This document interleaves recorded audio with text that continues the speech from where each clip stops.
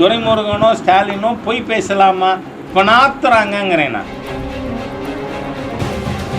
உதயநிதி ஸ்டாலின் நீட்டுக்கு நீக்கிறதுக்கு ரகசியம் எங்களுக்கு மட்டும் தெரியும்னாரு. பூரா பொய்யும் பித்தலாட்டம். 2 மாதத்துக்கு ஒரு முறை இருக்கிற எலக்ட்ரிசிட்டி பில்லு மாதம் ஒரு முறை ஆக்குறேன்னு சொன்னீங்களே, ஆக்கினீங்களா? தெளிவாக சொல்லியிருக்கீங்க, நாங்கள் வீட்டு வரியை உயர்த்த மாட்டோம்னு. 3 மடங்கு உயர்த்தி இருக்கீங்க. ஆகவே இந்த முறை யார் யார் இறந்து போனார்கள் அவர்கள் பேர் நீக்கணும். ஆனால் அதில் தான் ஸ்டாலின் அவர்களுக்கு ஆட்சேபனை. காரணம், செத்த மண்டலம் தானே திமுக ஓட்டு போடுறாங்க.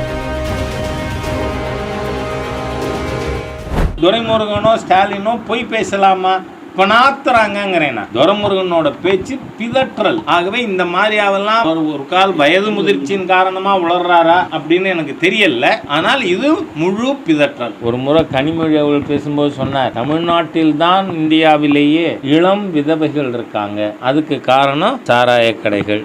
நாங்கள் வந்த உடனே முதல் கையெழுத்து அதை மூடுவோம் முன்னீங்களா? சரி, நீட்டை ஒழிப்போன்னு சொன்னீங்களே ஒரே கையெழுத்தில், அந்த ரகசியம் எனக்கு தான் தெரியும்னு ஒரு ஆள் உளறிண்டே இருந்தார். இப்போ ஆளக்கான். உதயநிதி ஸ்டாலினா ஆளே எங்கே இருக்குன்னு 10 நாளாக அவர் பேர் கேள்விப்பட்டிருக்கீங்களா? இல்லை. அவர் இந்த இதுக்கான ரகசியம் உதயநிதி ஸ்டாலின் நீட்டுக்கு நீக்கிறதுக்கு ரகசியம் எங்களுக்கு மட்டும் தெரியும்னாரு. பூரா பொய்யும் பித்தலாட்டம். 2 மாதத்துக்கு ஒரு முறை இருக்கிற எலக்ட்ரிசிட்டி பில்லு மாதம் ஒரு முறை ஆக்குறேன்னு சொன்னீங்களே, ஆக்கினீங்களா? தெளிவாக சொல்லியிருக்கீங்க, நாங்கள் வீட்டு வரியை உயர்த்த மாட்டோம்னு. 3 மடங்கு உயர்த்தி இருக்கீங்க. இப்போ 2024க்கு அப்புறம் வாக்காளர் பட்டியல் அப்டேட் பண்ணப்படவில்லை.